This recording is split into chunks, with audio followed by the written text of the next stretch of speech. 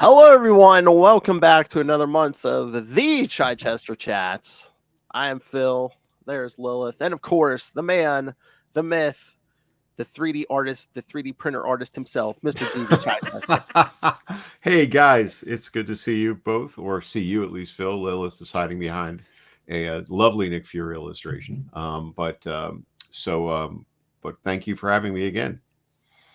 That's right. And of course, yes, Lilith, going with the theme. This time we are doing Nick Mm-hmm. Fury, Agent of S.H.I.E.L.D. 15 through 19. So I know we talked one before. I think that was like a fill-in arc. So is this when you began like the month as the monthly writer on the book? Yeah, at this point, I was the regular writer on the title. So when I became the regular writer, that would have been the starting off with the Butch Guice, Jackson Guice run, and that was the the resurrection of Von Strucker and a lot of very Cold War stuff. Picked up on some of the themes from the small fill-in arc, and the regular run didn't come that long after that. I think Greg Wright, who was the editor, sort of had that in mind if things were going to change, and when things did change, he offered it to me, and then this would come a little bit later in that regular run. I mean, you wasted no time. You're like, we're going to space. Yeah. It was I was and am a big space nut. Not as much today as I used to be, which is oddly enough because certainly there's a lot more going on in terms of space exploration or technology than there was then. But it seemed like it could be a fun story, and had it in mind based on a couple of things, and then it ended up turning out a little bit differently than I thought, and I think led to a pretty good story, but also a little bit of post time regret on my part. As you know, I always get into some over analysis on these things, but I think the story works out pretty well. Before we get into the analysis, did you have schematics of a space shuttle on your wall? Um, I had a bad plastic model of the shuttle. Oh, I was a big model builder for a long time, which probably led to some of my interest in 3D modeling and even the 3D printing.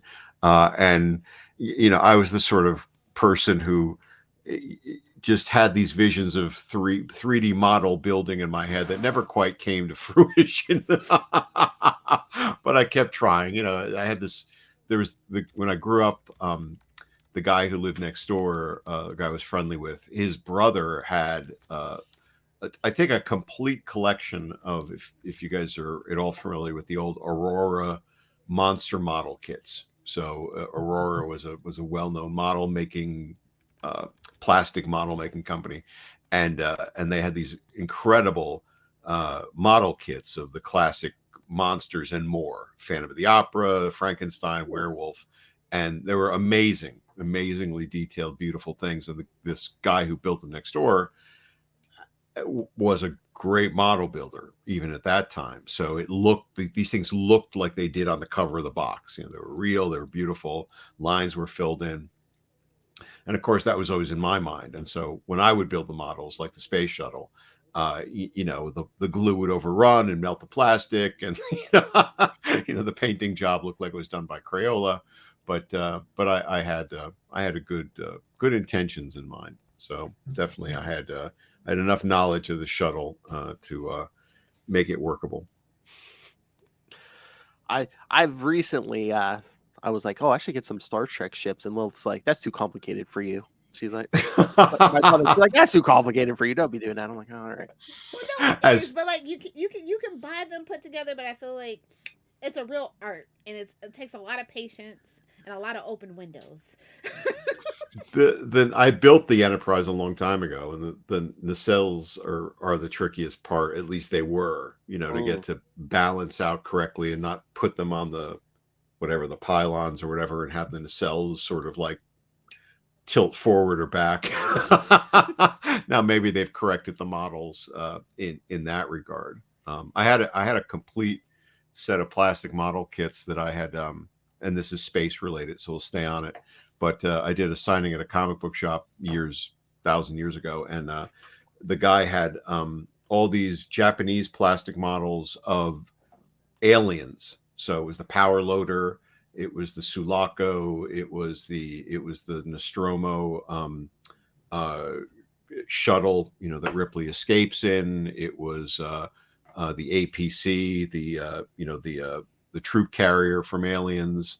It was amazing. They were really detailed, beautiful on the box. Of course, I then opened them and said, "Oh my God, I'll never be able to build these," and to the vision of my mind. But I held on to them forever. They moved from house to house, and I would keep moving them around, thinking someday I'm going to get to these. And then finally, for the most part, I gave up on them, and I gave them to Tim Toohey, who was, I worked with years ago, was the editor on the last issue of Daredevil I did, 380, and he's a big Aliens fan. And I just said, "Do you have these?" And he said, "No, I do not." And I said, "Well, now you do," because he's an incredible model builder. And I just sent them to him and said, "You're gonna give these the TLC they need." Oh, nice. Because I have an unbuilt Enterprise for you, Phil. Like, if you want it, I don't. Mm-hmm. I'm not good. I'm not smart enough to do it. You're not I gonna. guess do you have the patience and the time? Because I like to do mine just in a whole afternoon, and you have a child and a wife, so that's what I mean. Like, Do you do the lighting, Lilith? Do you do the fiber optics and put the light inside it? No, all that, or just the model kit? just the model kits. Okay. If I want lights, I'm just building it. I'm buying it built. I'll buy. I'm Yeah. just exactly. I'm getting some like $4,000 sideshow collectible thing, and put it out there in a stand.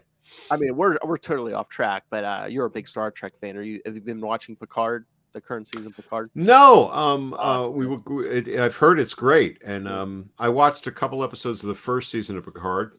Just well, this is okay, and I like Patrick Stewart a lot, and but then just didn't pursue it, and then everyone's going gaga, and you've just added to the mix on season 3, and I actually just posted. There was a conversation Glenn Greenberg was having, and I said, now everybody's talking about this. I need to watch it, but do I need to slog through seasons 1 and 2? And Not that many episodes, at least. I know, but it's about just modern TV. No, right. not There's just really. so much to watch. Yeah, but you really don't have to do the first 2 seasons to watch the new one because the new one, getting the band back together. right. Yeah, I'll definitely figure out a way to to watch it. Maybe with that doesn't require me to subscribe to Paramount Plus again. Maybe there's some freebie deal where I can get a 7-day trial and just binge it or something. They're not, but yeah, they were doing like a free trial period. Right. Just wait till the end of the season. Yeah, no, that's even better. Yeah, that's what I'll really do. Yeah. Totally. All right. Well, you know who else went to space? Nick Fury. Nick Fury went to space. Exactly. So once again, you've expressed doubts about your work. So come on, what was your problem? No, it's not. It's not doubts about my the writing in this case. I think that the story is pretty good. It's got the good action. It keeps the pace up. In retrospect, I might have turned the pace down a little bit. It suffers from the 90s disease of keep it going,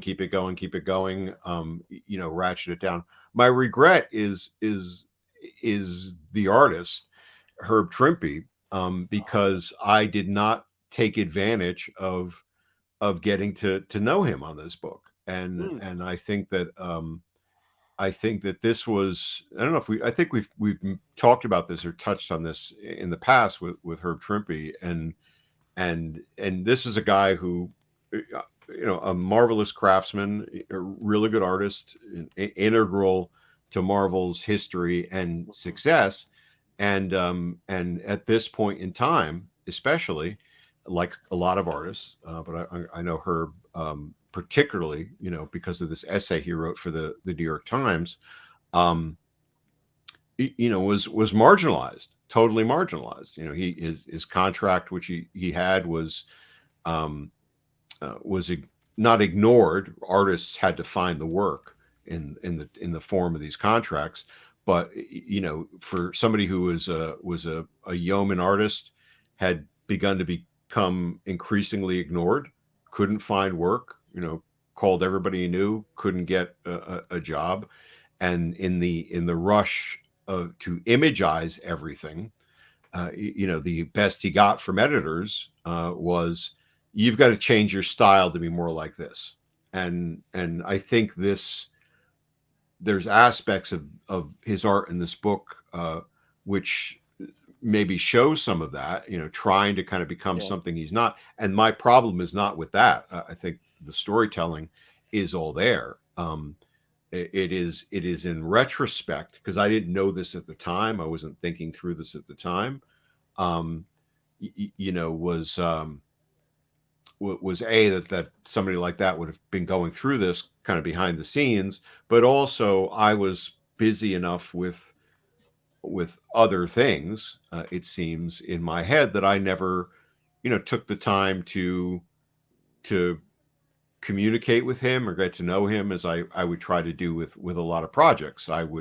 This felt more to me in retrospect, that I was doing the stories and I was turning them into the editor, and I was just kind of moving on to the next story or some other book.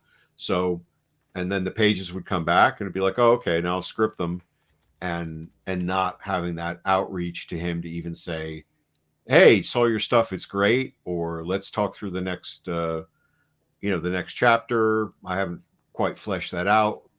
I'm thinking this, maybe there's some of that that you might want to do instead. It's total regret on my part to have not um, done somebody the respect and justice of communicating with anybody, but especially somebody of his caliber and history. And if you haven't read that essay, it's worth finding, and it's heartbreaking, because this is after he's been totally marginalized, and he's sort of writing it in the of what he's had to do to try to recreate himself, outside of being primarily a high caliber artist for most of his adult life, and still having he was younger than I am now when he wrote this essay, and he still had obviously a big part of his life after that, and a family to support, and so forth. So it shows sort of the fickleness and the quick turn that things can have. So it gives me even more regret, having read that years and years and years past, and then thinking back to this story particularly, that I had the opportunity to get to know, uh, really, I think a legendary artist, and a great artist, and I wasted that opportunity. So there you go, downer. But trying to be honest and give you something a little bit beyond the spycraft. I mean, I enjoyed the art in this, but I didn't recognize it as Herb Trimpe's at first. Maybe he Exactly. was trying something else. Yeah, because when Right. I hear Herb Trimpe, the first thing I think of is like his run on the Hulk. I think that's the Sure. first time I Right. saw his art. Oh yeah. Yeah. Totally solid, really impactful, had a Kirby-ish influence, Hmm. but it's his own thing. Great, really good storyteller, knew how to pace a page and a panels and frame everything out. But yes, you're seeing that, and probably the best he was getting was, hey, if you can't draw like image, you're not going to get hired. Not um a guided hand of, Yeah. do this with your art and do this with your art. So you've got a guy who's got muscle memory and skills based upon X, saying you have to become right triple X without any real desire on his part, right? It wasn't like, as an artist, he's saying, you know what, I do want to recreate myself. I do want to try something different. It just being told, you're not going to get hired if you can't draw like, pick your guy. And so you're trying to kind of morph yourself into something you are not passionate about, and maybe and maybe you're not capable of, which is no ding on his talent, right? Not being capable of it is just, why should that person be drawing like this? Yeah, no, I mean, yeah, it's horrible because yeah, they wanted everyone to look like a certain thing back in the '90s, and like these days, I love the art, but a lot of it looks so similar. I guess maybe it's the digital now, just the Sure. digital. But yeah, back in the Mhm. day, like you could look at art in 2 seconds. You're like, I know who that is. That's Herb Trimpe. You know, this is Yeah. yeah. And some people didn't resonate with you, right? Much as some Yeah. today, some people won't resonate with you, but I think you're right about the digital aspect of today, and the coloring, i- and this isn't a ding on the talent of No. the many colorists that are working, but the coloring, quote unquote, doesn't help when everything is, in a lot of cases, is so rendered or over rendered, Mm. and everything's a bleed page, right? It kind of becomes this saturation of awesomeness, that if you saw this back in the 90s or early 2000s, my God, look what's possible. But now when everything's that way, it's sort of just like, okay, it's just sort of blurs together. But yeah, that's my regret of the story. And that's just nothing that can be nothing that can be solved, and I don't have many regrets. I've made mistakes in creatively doing things, but this one's always kind of hung over my head, especially after having read that essay a few years back. Hmm. But no, the whole thing with the art, yeah, you talked about before, but as a writer, did they ever come to you with stuff like that in the '90s, where it's like, oh, hey, you have to, like, I don't know, sexy it up, or hey, we need like more explosions, or hey, more violence, or No, I think I had that all in hand. oh yeah, you're the guy that had to tone down. I think, You're the guy. yeah, You're the guy that had to tone down. I forgot. yeah. I think I was always, I think I was well attuned to, for better or worse, to the '90s vibe Mhm. of the rhythm of a type of I mean, being a big movie fan, being a Yeah. big pop culture fan, I think I was clearly in tune with whatever was going on, from Stallone to Schwarzenegger to, God help me, Steven Seagal, who made at least one good movie, and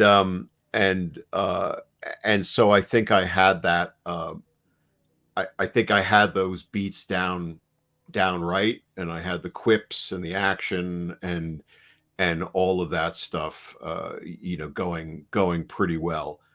It again, in retrospect, that the stories probably suffer from some of that, in the sense that, what, you could have taken that extra page and had a little bit more character building, instead of kind of another, you know impactful turn. But I it would have, where I know I was doing something right was, I noticed recently that most of the epic, the big format collections that they bring together, nowadays, you guys have seen these, where they bring these big, not epic comics, but just epic Marvel bound paperbacks of, here's a bunch of Daredevil stories, here's a bunch of Nick Fury stories, here's a bunch of Punisher stories, whatever. I would say 8 times out of 10, if my stories are in there, even if I'm not the lead writer, they've stolen one of my titles for the title of the collection. So, Oh yeah, so did I see his Last Rights yeah, collection out? yeah, yeah. It's some of Anne's stories, and then it's like the Right, beginning but of your run. it's all, it's almost always my title. Uh-huh. There's a Punisher or Captain America's collection, and Blood and Glory, the limited series, is in there, but the collection is called Blood and Glory. Mhm. It's so I had the Steven Seagal, titling, mechanism down You right. had the clickbait title down pat. I had the clickbait title down before. You're totally right. And so, well, you needed that, and actually, I enjoyed this. It's because it's Apogee of Disaster, which is like a double entendre, right? Because it has to do with space and also the highest climax of something. So I thought that was really cool. There you go. As a word nerd. As a word nerd, yeah. To me, it's a little bit of a mouthful. It probably might have sold better if I just called it, like, lunar disaster. Moonageddon. Or something. Oh yeah, Armageddon. But yeah, that was definitely that was the space nerd, right? Lilith, playing it out and going, excuse me, um, going for wow, apogee. I'm going to throw in some space terminology here. I know. I was like, ooh, big word. Exactly. Like, can you go any bigger space nerd than Fantastic Four? I was gonna say, yeah, Yes. I was like, oh, this is a good one, Fantastic Four, yeah. Although Reed Richards is a villain, it's fine if nobody else agrees. I just love how Nick Fury a lot of times will be like, "Yeah, you superheroes, stay out of this. This is spy stuff." But then the minute he needs a shuttle, oh hey Reed, can I borrow your shit? Can I? Exactly. You got something? You got something for me? But that's again the beauty of, right, the Marvel universe, and sometimes I was smart enough to take advantage of it. I think here, is a good example of that cross fertilization where you can, borrow things, in terms of not just characters, but also that connection. And sometimes I would totally ignore it and not think it through as much. And Daredevil, I don't think I thought it through, as much, because I was so focused on the quote unquote grittiness of the character and the city aspect, and didn't play off some other things, which uh, might have been more fun in retrospect. But here, Fury, figuring he knows everybody, knows everything about everybody, and can leverage that for favor or blackmail, in a way, was a good thing to work in. Oh yeah. Nick Fury, the original Space Force. Exactly. I Exactly. love it. No, I really enjoyed this story. Oh yeah. Even the villain who becomes a giant space monster. Yeah, it's and that's, I don't that's it's not my favorite design, of it, but that's not dinging Herb, right? I think again he was twisting between directions and styles, but he does a uh, uh, as much as he can with what he was under, I'm sure, in creating that kind of weird Modocish, thing that this guy, becomes. So did you And give these it? definitely had rack appeal. The spinner rack appeal. These Oh, covers are outstanding, by the way. So Yeah, yeah, they're sharp. They're sharp. oh yeah. The art was not. Yeah. Again, I didn't recognize Herb's art right away. But there was no problem. I had no problem with this art. But No, no, no. no. But I just don't. Yeah. I don't think he was credited um, for trying either. Right? There's Yeah. no. Yeah, like you said, there's nothing wrong with the art. You're not looking at it saying, "Shit, geez, that's shitty storytelling," Yeah. or No. but it's not. It's neither here nor there. Right? It's Yeah. neither. It's neither the classic, say, Herb Trimpe era visualizations, nor is it this over the top 90s. image stuff. And actually, today, if you were to put a story like out looking like this today, it has, I think, a kind of really unique, Oh yeah. whatever, call it indie appeal or alternate, appeal. I mean, there's so many different styles, available today, from various artists. It would sort of stand out, in that way. But I think he was probably not. I can't remember like any conversations with the editor about the story, really, and about the art, like nobody was dinging it or something. But I also don't get the sense that he was being praised or supported for it. So did you give him like very detailed notes on the space monster villain, or was most of that his?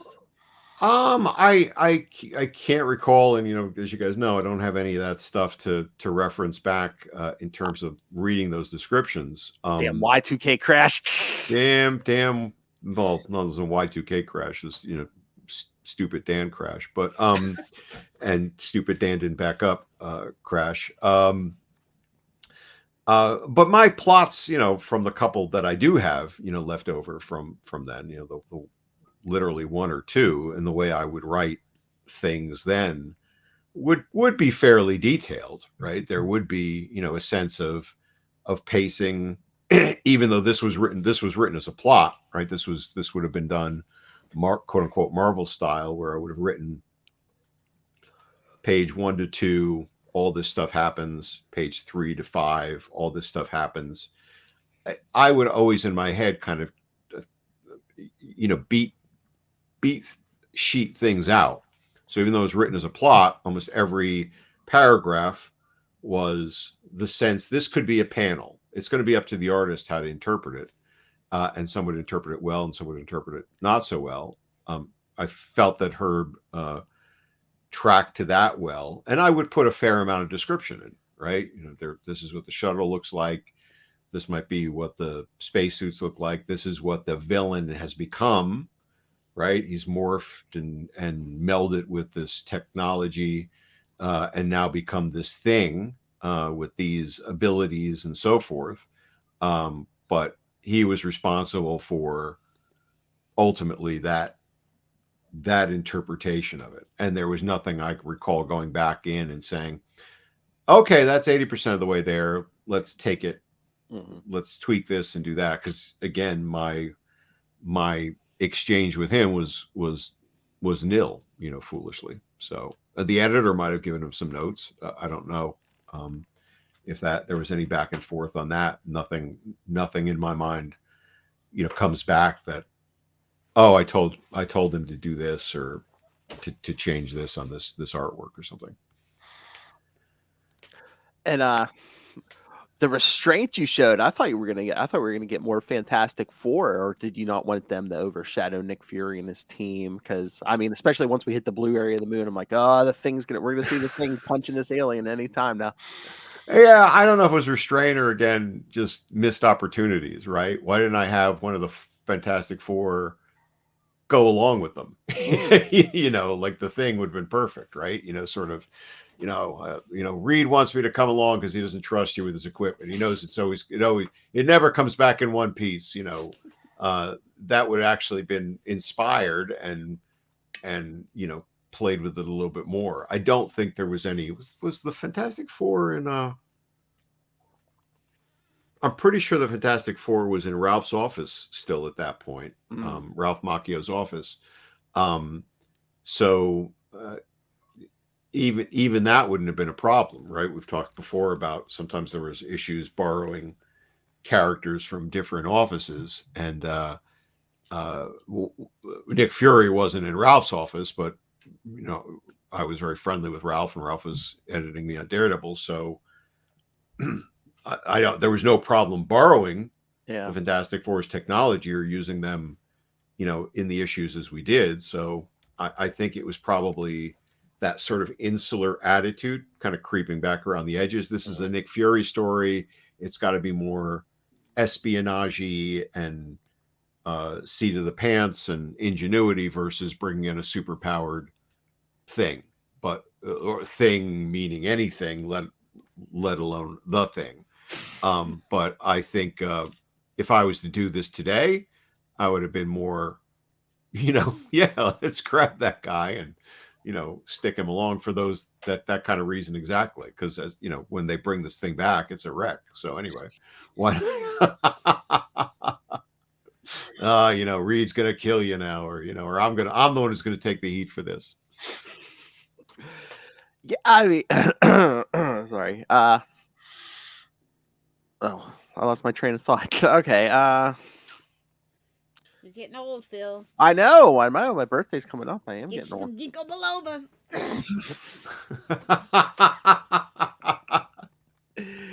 Yikes. Okay. Okay, Lilith, do you have any smart mouth? Got any questions? No, like this is a really straightforward, good. I love a good space story. As an X-Men fan, I love a good space story. Yeah, and I would say that, and it's espionage in space. Like, yeah, I like and it. you said you don't care for Fury overall, or you don't care for Fury of this era. Just overall, like the first 2 volumes of the book is just very like I don't know, like feels like almost like Captain America's like a leftover time that I don't really relate to very well. But this Mm. feels like a much more update. Volume 3 is very much updated, modernized. Little James Bondy. I don't mean that in a derogatory way. I love James Sure. Bond. I love the lean into the espionage of it all, and the him being kind of more charismatic and dynamic and sly with it, instead of Mm-hmm. just like being over authoritarian, I guess, in the previous 2 volumes, from the things that That I've read from those previous 2 volumes. that's a great read. I mean, your interpretation of things, there and I would agree. If it's just an authoritarian character, not terribly interesting because it's just sort of then, either the trick a writer or creative team brings in to sort of solve the problem, or just whatever, just a overly powerful character demanding other characters do stuff. And you guys know my fandom of spy stories and James Bond, so certainly that's what I was trying to pour into this, and have it be somebody who is informed and slick and knowledgeable and has all this spycraft he could draw from, but a little bit of MacGyver without even thinking about Yeah, MacGyver, he which has is more personality, and I yeah, appreciate that. yeah. I mean, no, I'm glad that came through. I was always like, yeah, the struggle with the team thing was something I had always picked up from when I took over the book. He had this extended team, of things. And, um, in retrospect, I always wonder if I sort of took that along because I felt like I had to in some ways. But, there's some aspects of the spy stories he could even gone more solo on. Yeah, I agree. Thank you, Lilith. You did okay. You reminded me of what I wanted to ask. Okay, like Lilith was talking about the previous volumes, like you did honor what came before, but like, did you have like a set agenda where you like, I want to do this or that, something that hadn't been done before? Did you want to flesh out the character more and show like more than the authoritative Nick Fury, the man behind the image? And I didn't have the man behind the image. Now I would, right now, Mhm. from a sense of maturity and the way I think about writing now, I every now and again when I would do Fury, I would drop little bits. And what is there was a bit I think I did in that misbegotten Punisher Black Widow thing, where he says the reason he smokes cigars is to kind of remind himself of mortality, even though he has Yeah.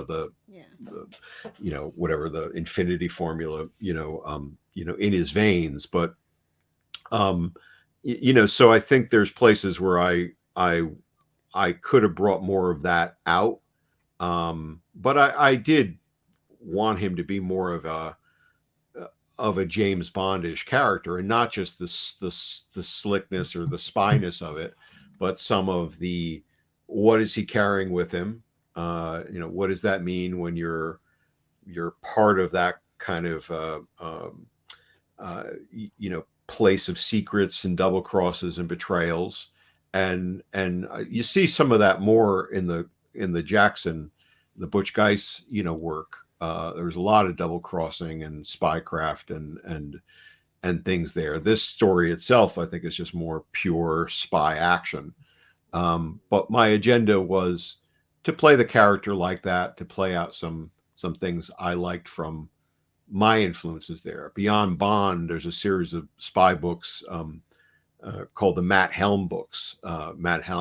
Dean Martin, of all people, did a series of pretty ridiculous, awful movies in the '60s and late The '60s or Rat Pack whatever. could do no wrong in the '60s. Exactly. So that they're very smarmy, you know, lazy films in a way, and not at all like what the books are, which are very, very hard espionage. He's a Matt Helm is a spy from the who worked with like the OSS in World War II. Hmm. It's pretty brutal. It's formulaic, but I really enjoyed them, and they had a lot of great twists and turns, and probably that was a character I was trying to emulate, as well. Um, and and I was trying to kind of play out the agendas I had set overall with Strucker rising up and Strucker destroying certain aspects of Shield and Fury looking to rebuild them. But as I did with some other things, I played the long game too long, thinking, oh, I'm going to be on this book for a while. I can draw it out, as opposed to just get right back into it and just start to don't have the Kingpin vanish for issues. Don't have Strucker going off here. You gotta stick the landing on what you've set up, because you may not be around. And in fact, I was not. So So the lesson: don't pull Chris Claremont and have like a 10-year plan in effect, or more in effect. Don't be like, I'll answer this in year 7. Yeah, you can have a 10-year plan, or not anymore. No, not anymore. I don't think even the big names get 10 years anymore. No, but you have to know that it's the old Alfred Hitchcock thing. I think it was Hitchcock, which was if you show a gun in Act 1, make sure you shoot it by Act 3. It's not just leaving Strucker cackling behind the scenes, but it's got to play out a lot sooner with that. Otherwise it's like, what just happened? Is that the dance of doing comics? It's like, okay, yeah, you have to shoot the gun by Act 3, but is Act 3 going to come in 3 months, 6 months, or are you going to be here 2 years from now? Right. And sometimes you think you're going to be, you're serving the story well, or the reader well by establishing a new environment. And that I want that to play out for 6 months, or I want that to play out for a year. And in your head, you've got all these things laid out, right? Maybe you've got a chart. Maybe you're really smart. You've mapped it out, or you've actually sketched out a bunch of issues. So for you, it's all there. But the reader doesn't know anything. The reader knows this month-to-month thing, and the hook of Strucker and Fury, was such an important one in my mind, right? Strucker's behind the scenes. He's toying with Fury. Fury doesn't know he's back. That could have been an earlier reveal for Fury instead of dragging it on. And then, well, what does that mean? Maybe that drove certain things. Maybe there was technology on the moon that he was going to upset Strucker with. I don't know. It could have been just like threading it out better and more if it was really meaningful. And it was to me at one point, but then I would get lost in these individual stories, because I had a month-to-month thing to fill, right? What's going to happen this month? How do you keep it interesting? So yeah, that's definitely a struggle to keep it interesting, but also keep that overall picture, because people are fickle. Right, and it's the bane of monthly comics, right? Which is where you're always having to deliver a monthly thing, and you never get any. Even if you resolve a story, right? Here's this 5-issue arc. Here's this thing that happens, and okay, that story feels fairly complete. But now I go on to issue 6, and it's not like and you're still pulling the continuity forward, right? Yeah. There's still that next piece that you have to make a continuance of, which could undermine, what you did before, even because now the status quo has to be reset and you have to start all over again. And the thing that annoyed me back in the day is like, someone might be really trekking with the story, and then all of a sudden, for some reason, I don't know, editorial. Well, no, someone behind it's, or just issues behind the scenes, the writer gets pulled, a new writer comes in, thinks, I don't like the certain parts of this. They just drop certain story elements or characters, and it's just like, what happened to that character? I don't think we touched on it. We never saw them again. Exactly. Right. Well, yeah, I don't even know what happened with it. I mean, after I was taken off this book, I don't even know what the hell happened. But so that may be a case here. I think I mentioned this, but if I didn't, it's pretty funny to me, at least.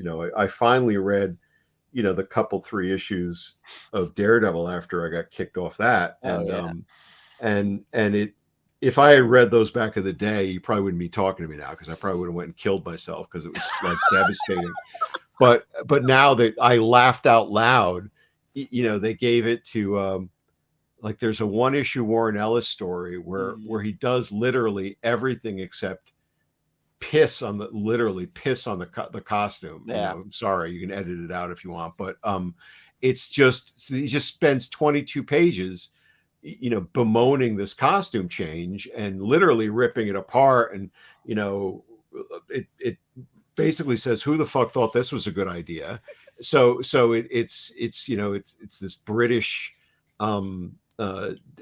demeaning thing to it. And then DeMatteis comes on, Mark DeMatteis, who I love as a person and a writer, but then he does a more elegant version of that. And I don't know if this was his drive, or I'm sure Ellis was directed, get rid of this costume as quickly as possible. And he was like, yeah, great.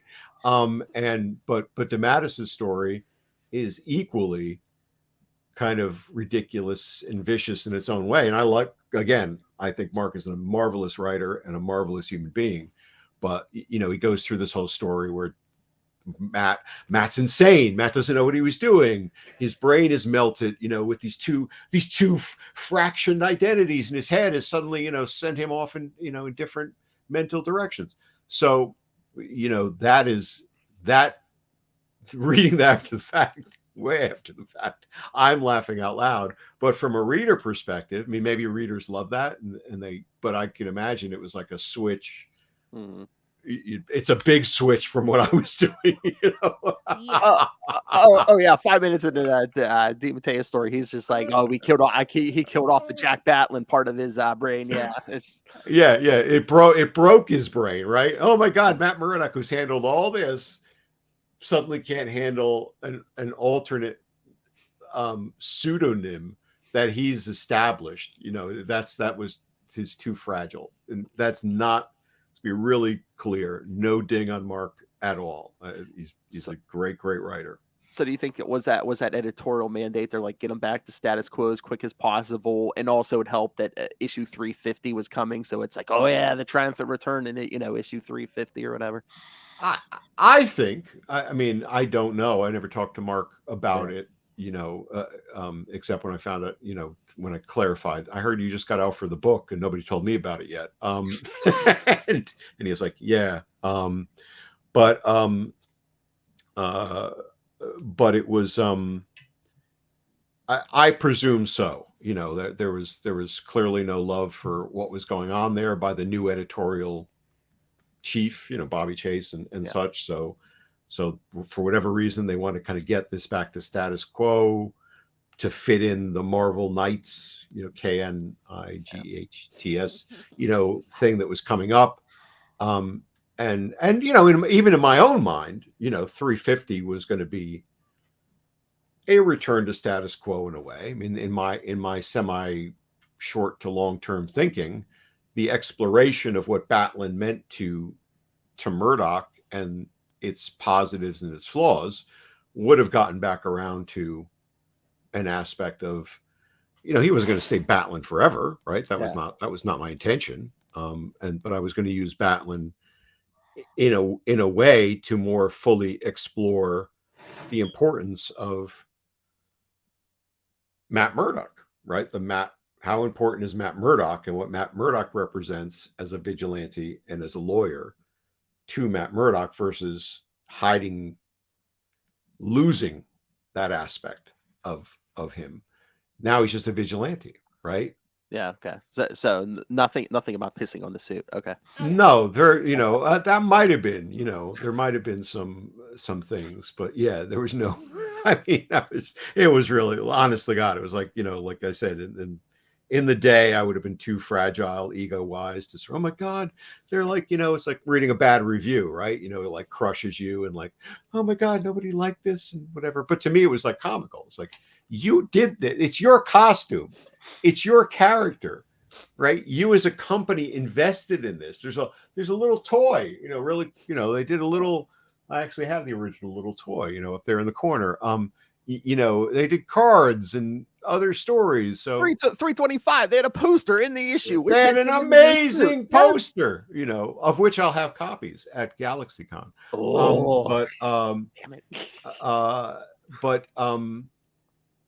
yeah. So to me, it was like that was somebody saying, you know, to Warren Ellis, like, yeah, just go to town on this costume, and in that gleeful British take the piss out of things way, let's let's let's piss on this thing and just just because it just ranks on the costume for 22 pages.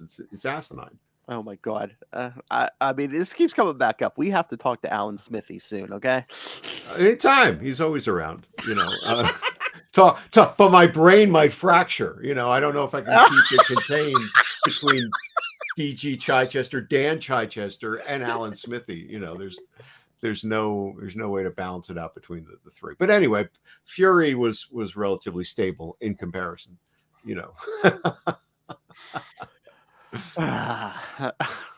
So what? So did we get to it? Was there any agenda point where like you're like, let me explore something that hasn't been explored with Nick Fury before, or that's it was really not, I don't think in that way. It was more just putting my quote unquote mark on the character and having fun with the character. Again, Yeah. is a big James Bond fan and a espionage story fan. He's the greatest. He's a great toy to play with. He's a great character to play with. You could play the authoritative stuff, Lilith, if you wanted to, the authoritarian, or you could even just play the man out of time, aspect, which to me is the more interesting thing at that point, that he's got that history and he's lived longer than he should. And he doesn't have that goody two shoes aspect of Captain America, so it's a No, little not at more all. fun to play with it. well, Right, that's what I was about to just say. It's like, yeah, Captain America, also the man out of time, but he slept through how many That's his poker decades? buddy. Yeah, but I mean, Captain America slept through how many decades? Nick Fury lived it all. Right, Yeah, right, I would have right. a disdain for World War humanity as II. well. Right.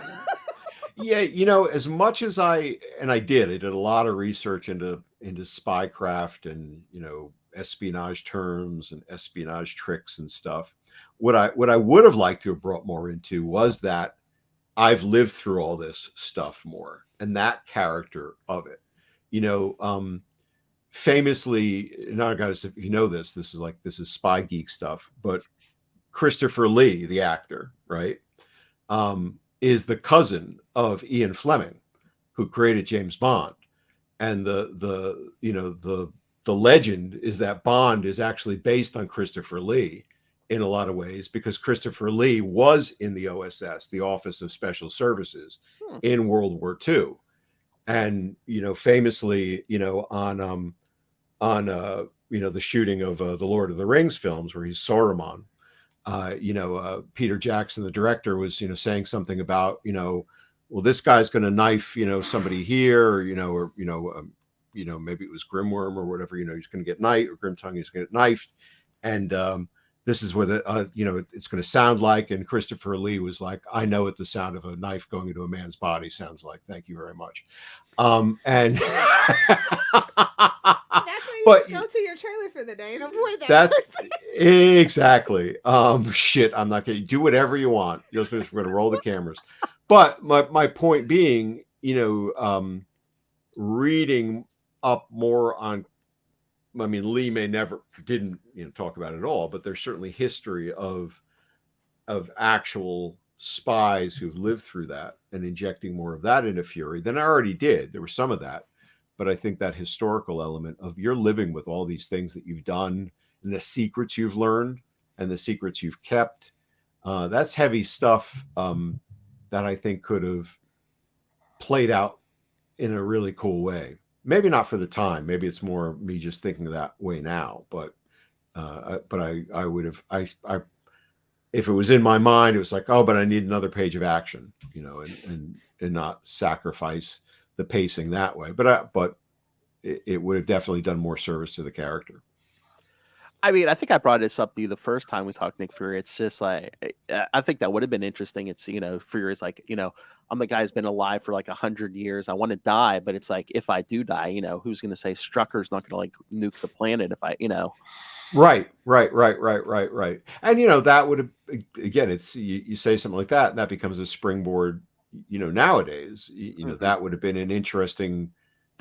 the interesting reveal for well, Strucker's still around, right? Imagine that, like the whatever I'm doing gets to the a sort of point where that fury is exhausted. I've been carrying all these secrets. I've been carrying all this stuff.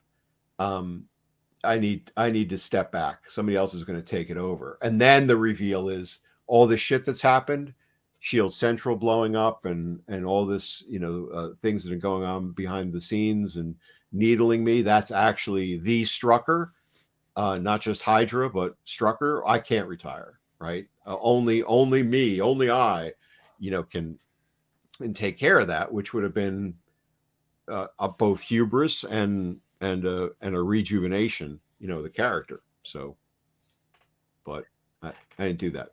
And again, yeah.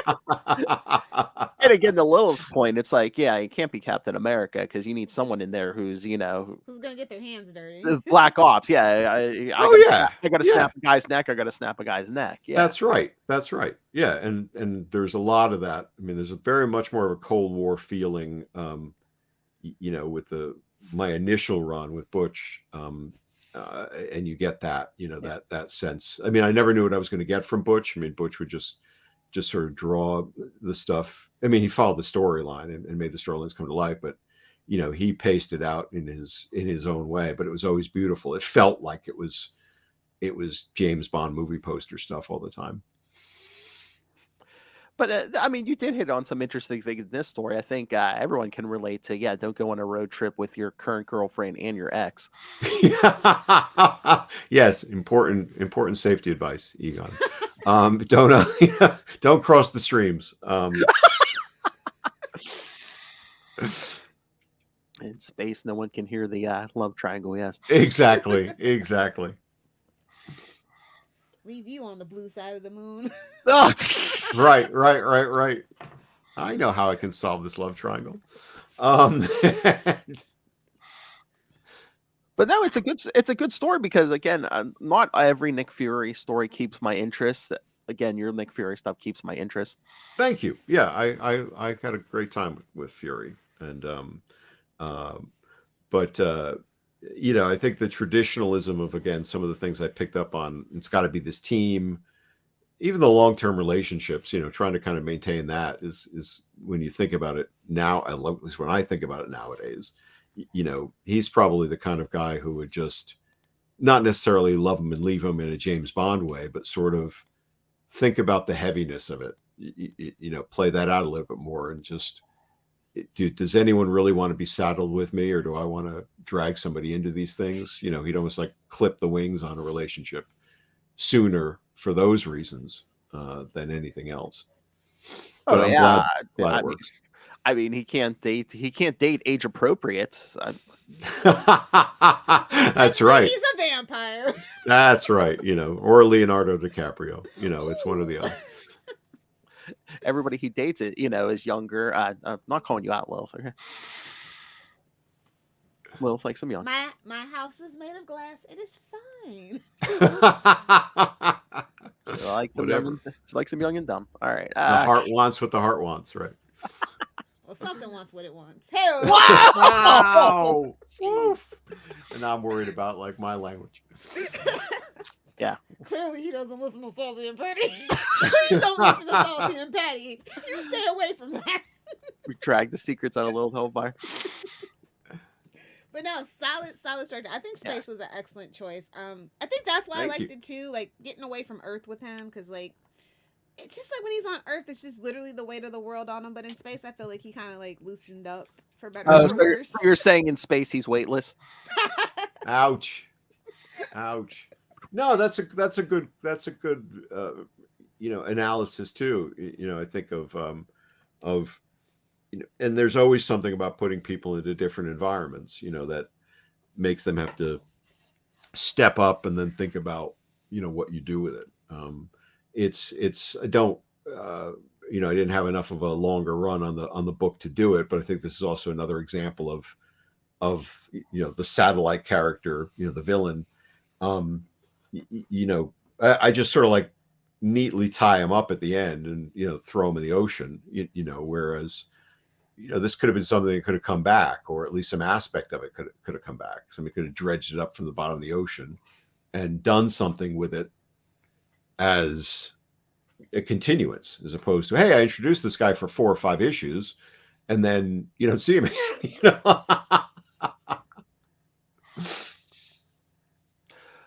No, and again, one of my favorite Nick Fury stories of yours is Last Rites. I mean, from Daredevil, just he's basically behind the scenes, just like, yeah, let Matt Murdock do most of the dirty work here. Right. Yeah. That's Puppet Master. That's high fury to me. The thinking about it and that knowing all the secrets, right? Knowing Murdoch is Daredevil, it's like, I don't care. Right. It's like, when they nail him early on, in that storyline, and they take him down with the vacuum formed foam and stuff, which seals him off, and, screw your senses, and I know who you are. And yeah, I'm just going to light the match and watch this stuff go. So let it play all out. That was pure, just rolling with the momentum on that. It just felt, this feels right. Let's just go and do this. Oh yeah, and just I want to smack around Hydra. If it takes him taking down Fisk to do it, it's like, Fisk is an SOB. Let him fall. That mere criminal. And it's a humble spice merchant that was framed. A humble spice merchant, yes. An importer exporter. We don't have enough humble spice merchants these days. Again, I think it's your line. It always sticks in my head. It's like when Daredevil tells him, "Yeah, what that line about being a humble spice merchant, not really believable anymore because from a guy who owns a skyscraper." Yeah. I would love if somehow they work that into the new Born Again stuff. It's not my line, but I mean, it's just, I would love at some point to have somebody say, humble spice merchant.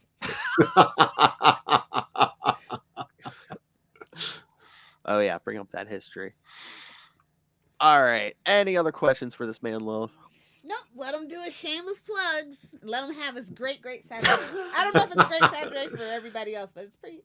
I'm pretty hoping, nice it's here where I'm at. Looking pretty good. A little overcast, but it's supposed to be warm.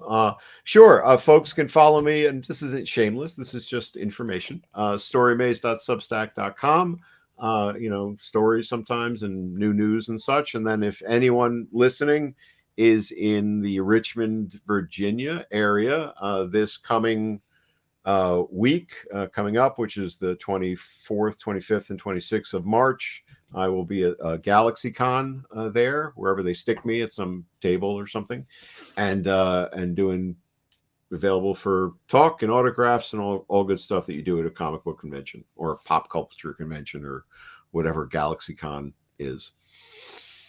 And you did say you'd be open to do other conventions, right? Yes. Actually, I'm going to do 3 of those for GalaxyCon. So there's this one. Then there's, I want to say, Austin in September, and then Austin, Texas, and then I think Columbus, Ohio in December.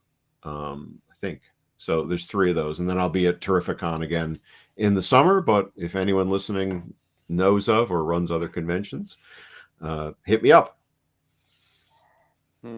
December in Ohio, you say? Is that right? I think that's right. Yeah, that's probably not. It's probably not good weather, right?